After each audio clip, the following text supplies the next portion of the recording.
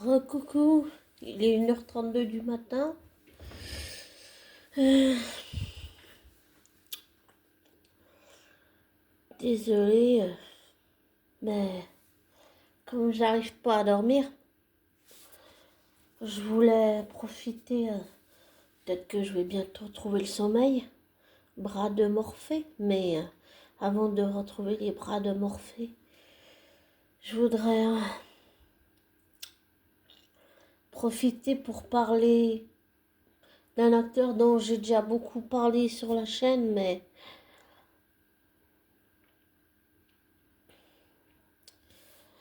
je me rappelle quand j'avais fait 2 audios où je parlais de cet acteur et je pleurais beaucoup parce que c'est un sujet qui est émotionnellement assez difficile à en parler. Mais je me souviens avoir dit que,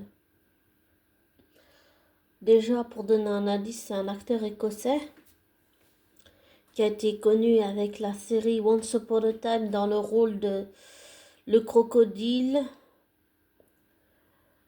Le crocodile, Monsieur Gold et la bête.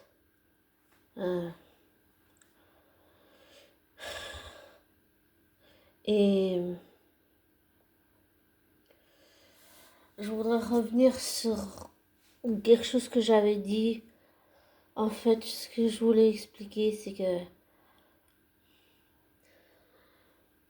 je me suis beaucoup posé la question pourquoi je voulais rencontrer cet acteur vraiment en vrai.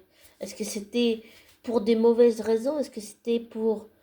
Est-ce que c'était et est-ce que c'est toujours les questions que je me suis posées, c'est est-ce que je veux vraiment un jour dans la vraie vie, en réel, dans la réalité, en vrai, le rencontrer? Est-ce que je veux le rencontrer pour les bonnes ou les mauvaises raisons? Les mauvaises raisons, c'est pour la célébrité, parce que c'est quelqu'un de connu. Et puis après, je me suis posé la question pour vraiment les raisons que je voulais le rencontrer. Est-ce qu'il y avait que des mauvaises raisons? Ça a fait son chemin. Et puis, j'ai réalisé que je voulais rencontrer avant tout, avant de rencontrer la célébrité, ce que je voulais rencontrer, c'était l'homme, c'était l'être humain. Même si j'ai conscience que je ne connais réellement pas cet homme, c'est-à-dire que hors caméra, je ne sais réellement pas qui est cet homme. Tout ce que je sais sur le fait que, par exemple, comme j'ai déjà dit dans d'autres audios, le fait qu'il n'aime pas que les gens soient collés sur l'Onatel, que c'est quelque chose qui l'énerve, ça je le sais uniquement parce qu'il l'a dit dans des interviews. Je ne le sais pas autrement, mais j'ai conscience qu'en vrai, hors caméra, je ne connais réellement pas cet homme. Je ne connais pas l'homme, je ne connais pas l'être humain. Hors caméra, hors prompteur, hors tout, je veux dire. J'ai réalisé, j'ai pris conscience que je voulais rencontrer cet homme, cet être humain pour pouvoir échanger avec lui.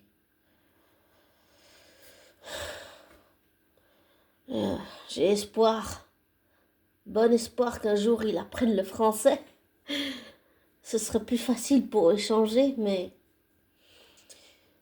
j'ai vraiment envie d'échanger avec lui sur ce que c'est l'abandon et qu'est-ce qu'on vécu, comment dire ça. Lui, il l'a vécu quand il avait 3 ans. Ma soeur jumelle et moi, on l'a vécu quand on était un bébé, c'est-à-dire à la naissance. Alors,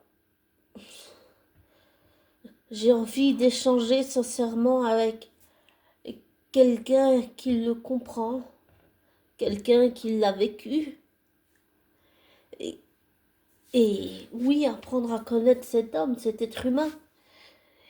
Et souvent, c'est pour, comment dire,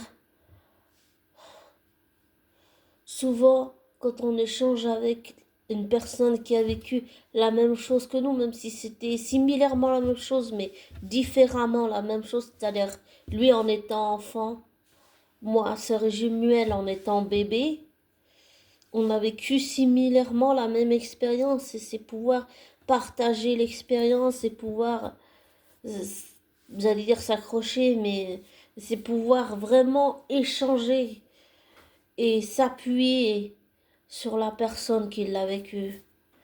C'est-à-dire c'est comme s'appuyer l'un sur l'autre, tout en apprenant à connaître l'autre, évidemment.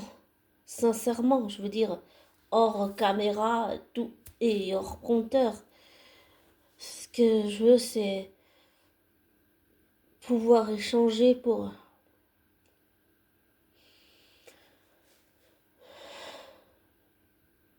peut-être pour comprendre, peut-être pour, je sais pas,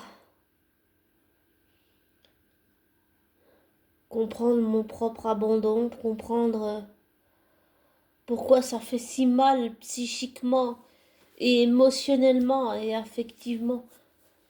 Et pourquoi notre psychisme et notre mental et notre émotionnel et notre affectif, on souffre. Le psychisme, il souffre. Ça souffre vraiment à l'intérieur. Et comment on peut arriver à peut-être faire le deuil ou avancer. Mais ce que je voudrais, c'est pouvoir parler avec lui, échanger avec lui pour savoir comment on peut faire pour avancer, comment on peut s'appuyer l'un sur l'autre pour partager notre expérience, pour on peut pas, je sais pas si on peut guérir de l'abandon, mais déjà avoir un partage, comment dire, souvent une personne qui a vécu la même expérience que nous similairement arrive plus à nous comprendre que même notre entourage ou nos parents adoptifs ou nos frères et sœurs adoptifs, même si on les aime beaucoup et qu'il y a beaucoup d'amour, beaucoup d'affection. Souvent, une personne qui l'a vécu va plus comprendre ce qu'on a vécu. Et c'est, j'ai vraiment envie d'échanger avec lui dans ce sens-là.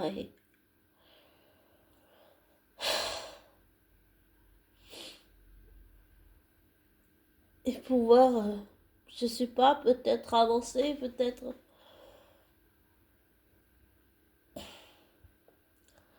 comme j'ai dit, je sais pas si ça se guérit, mais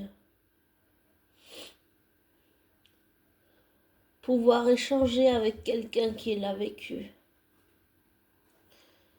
Et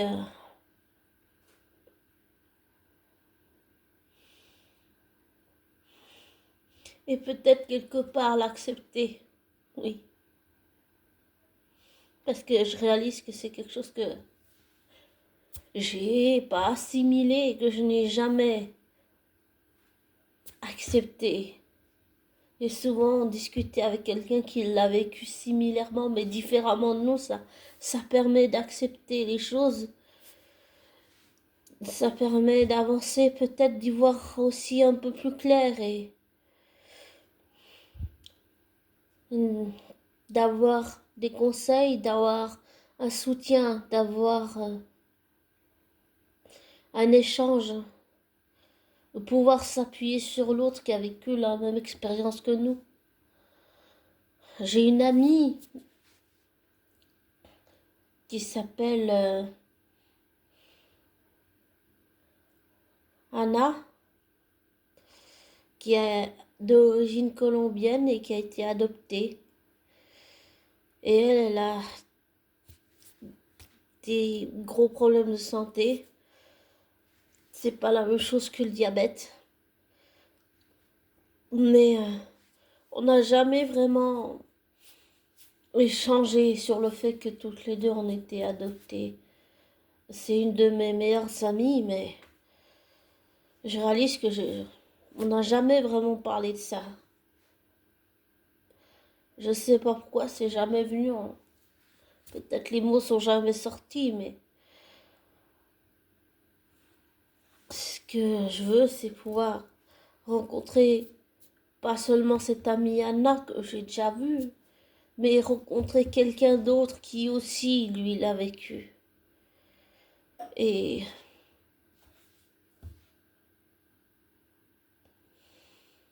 je sais pas, partager un moment.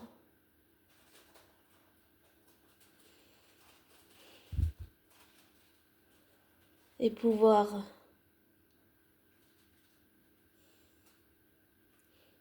essayer de prendre du recul